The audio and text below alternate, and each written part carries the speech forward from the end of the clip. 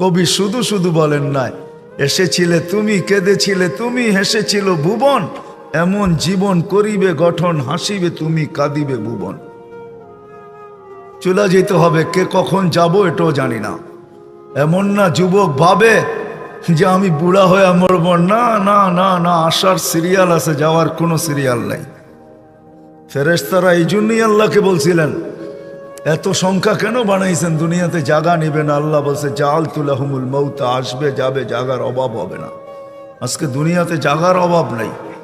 মানুষ 750 কোটি হইলে হবে কি, দুনিয়াতে জায়গার অভাব নাই।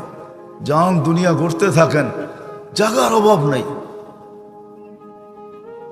জায়গার অভাব হবে না দুনিয়াতে। কে কখন যাব জানি না, নারী কখন যাবে সেও জানে না। সত্য এটাই, চির সত্য এটাই, 1 মিনিটের নাই ভরসা, এটাই সত্য। 1 মিনিটের ভরসা কারো নাই।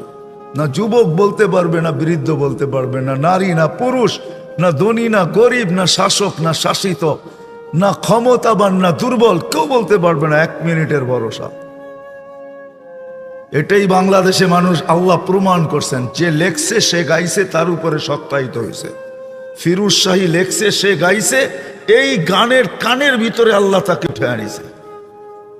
সেই গান গাইতে গাইতে মারা গেছে।